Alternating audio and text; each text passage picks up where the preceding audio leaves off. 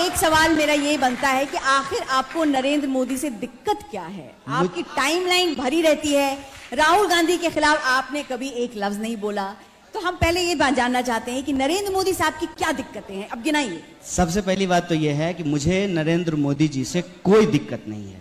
Headline दे रहे हैं आप। समस्या ये है कि नरेंद्र मोदी जी जिस पद पे बैठे हुए हैं उस पद की गरिमा का ख्याल है मुझे, और मैं बार बार ये कहता हूं कि मैं किसी भी व्यक्ति के खिलाफ नहीं हूं। मेरी लड़ाई किसी व्यक्ति से नहीं है, मेरी लड़ाई संविधान के मूल्यों को स्थापित करने की है, और मैं समझता हूं कि इस देश की सरकार संवैधानिक मूल्यों के खिलाफ है। तो जब हम संवैधानिक मूल्यों की बात करते हैं वो अपने खिलाफ इस बात को समझ लेते हैं, और इसको मैं इस रूप में कहता हूं, और ये बहुत गंभीर बात है। इस देश में अंग्रेज जो काम अधूरा छोड़कर गए थे, अंग्रेजों की चापलूसी करने वाले उस काम को आज पूरा कर रहे हैं। देश की हालत आज ऐसी हो गई है कि आप अगर 1947 के बंटवारे का तुलना करेंगे आज की परिस्थिति से, तो आपको लगेगा कि देश ज्यादा खतरनाक परिस्थिति से गुजर रहा है जी। हर चीज को हिंदू मुसलमान में बांट दिया जा रहा है, इंसानियत को हिंदू मुसलमान में बांट दे रहे हैं। अगर आप किसी आतंकवादी घटना की आलोचना करेंगे तो आपसे यह पूछा जाएगा कि अच्छा ये बताओ, वो वाला जो आतंकवादी घटना हुआ था तुमने उसकी आलोचना क्यों नहीं की थी जी। कई बार क्या होता है मैडम कि गधा जब घास को चर रहा होता है तो बहुत जोर जोर से उसको उखाड़ता है, और उसको लगता है कि वो दुब्भी को, बिहार में दुब्भी कहते हैं उस घास को, कि जड़ से उखाड़ दिया है। लेकिन अगली बार गधा फिर उसी मैदान में चरने के लिए आता है।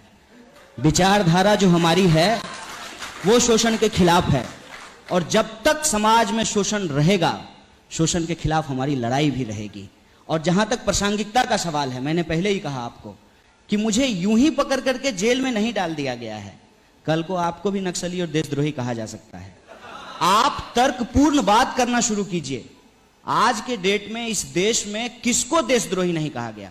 अमर्त्य सेन को देशद्रोही कहा गया, फिल्म में काम करने वाले अभिनेताओं को देशद्रोही कहा गया, तो पत्रकारों को देशद्रोही कहा गया। हमारी सीधी समझदारी है कि आज के वक्त में भाजपा एक संविधान विरोधी ताकत है, और यह इतिहास उठा करके देख लीजिए।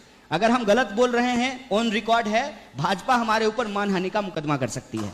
भाजपा एक संविधान विरोधी ताकत है, और अभी की इतिहास को मैं छोड़ देता हूं कि उन्होंने संविधान को मानने से मना कर दिया, तिरंगा झंडे को जलाया, इन बातों को हम छोड़ देते हैं। अभी दिल्ली में दिन दहाड़े संविधान की कॉपी जलाई गई, और उस मामले में ना पुलिस ने कोई एफआईआर किया, ना किसी की गिरफ्तारी हुई, और बाबा साहब भीमराव अंबेडकर मुर्दाबाद के नारे लगाए गए।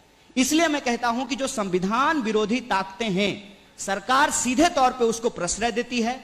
ऐसी परिस्थिति में आप क्या ऑल्टरनेटिव लेकर आ रहे हैं? आपके पास क्या ब्लूप्रिंट है, आप बताइए। देखिए, भाजपा को गाली देना बहुत आसान है, आज तो सबसे आसान है। हम क्या बात कन्हैया जी, हम आपसे ये सवाल पूछ रहे हैं। भाजपा को गाली देने वाले लोगों की हत्या हो जाती है, गौरी लंकेश का उदाहरण आपके सामने में है। बिल्कुल